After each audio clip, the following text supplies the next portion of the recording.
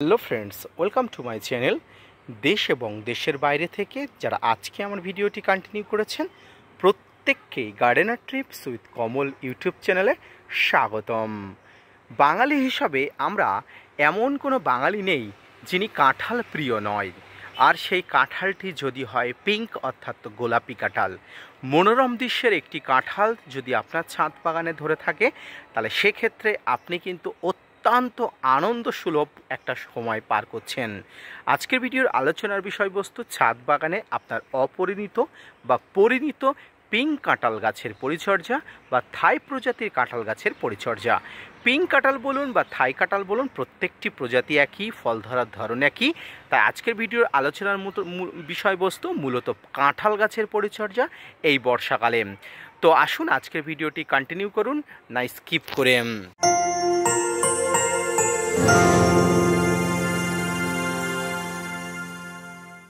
প্রথমেই বলেছি বাঙালিরা কাঁঠাল প্রিয়, আর সেই কাঁঠাল গাছ যদি আপনার ছাদ বাগানে এসে থাকে তাহলে অবশ্যই আপনি একজন সৌভাগ্যবান ছাদ বাগানি। এখন বিষয় হলো ছাদ বাগানে জুলাই মাসে কাঁঠাল গাছে কিভাবে পরিচর্যা করবেন।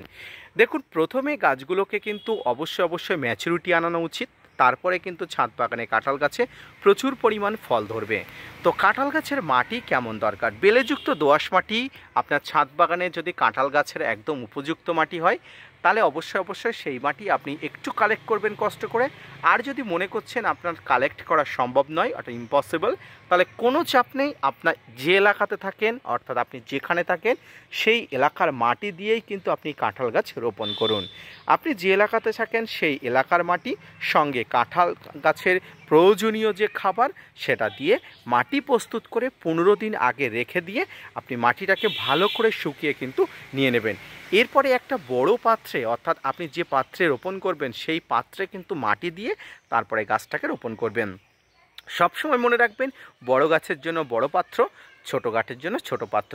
বড় এবং ছোট যে কোনো গাছের জন্য কিন্তু আপনি মাটিটা একই নেবেন, তবে খাবারের পরিমাণ কিন্তু অবশ্যই কিন্তু আপনার ভেবে চিন্তে নিতে হবে। যারা নতুন ছাদ বাগানি তারা অবশ্যই নতুনভাবে কিন্তু গাছ রোপণের জন্য আপনারা খাবার প্রাথমিক পর্যায়ে না দিতে পারেন, কারণ নতুন ছাদ বাগানিরা বেশিরভাগ খাবার দিয়ে গাছ মেরে ফেলে। তাই কিন্তু প্রথম অবস্থায় আপনি নর্মাল মাটিতে রোপণ করবেন, তারপরে গাছ যখন 1 মাস পরে মাটির সঙ্গে স্যাটিসফাইড হয়ে যাবে তখন কিন্তু খাবার দেবেন। আমার এই গাছটি দেখুন, প্রায় 2 বছর বয়সী একটি গাছ। গাছটি খুব সুন্দর ঝাঁকড়া হয়েছে এবং গাছটি কিন্তু গত বছর, তার আগের বছর অর্থাৎ প্রথম বছরে কিন্তু এখানে ফলন এসেছিল। যদিও গাছটিতে ফলন শেষ পর্যন্ত দাঁড়ায়নি, কারণ একদম ইম্যাচিওর একটি গাছ, কিন্তু গাছটির কিন্তু স্বাস্থ্য দেখুন অত্যন্ত ভালো একটা।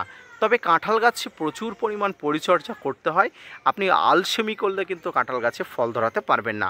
এই মুহূর্তে দেখুন আমার ছাদ বাগানে একটা ছোট্ট ফলের ক্যারেটে কিন্তু গাছটি আছে অত্যন্ত সুন্দরভাবে, এবং গাছটি অবশ্যই কিন্তু গ্রাফটিং একটি গাছ। আপনারা দেখতে পাচ্ছেন এই যে গ্রাফটিংয়ের জায়গা।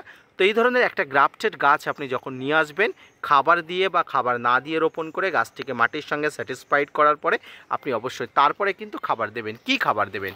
খাবার দেবার নিয়ম প্রতি 3 মাস অন্তর আপনার ছাদ বাগানে যে কোনো গাছের গোড়ায়, ইনক্লুডেড কাঁঠাল গাছ অর্থাৎ জ্যাকফ্রুট ট্রি, এই খাবারগুলো কি হয়? এই খাবারগুলো মূলত আপনার ছাদ বাগানে শিংকুচি, নিমখোল, ভার্মি কম্পোস্ট, হাড় গুঁড়ো, সর্ষের খোল, বাদাম খোল, অর্থাৎ আপনার ছাদ বাগানে যে খাবারগুলো খেয়ে গাছ বড় হয়ে উঠবে সেই খাবারগুলো একত্রে মিশিয়ে আপনার টবের আয়তন, গাছের উচ্চতা অনুযায়ী কিন্তু দেওয়া হয়।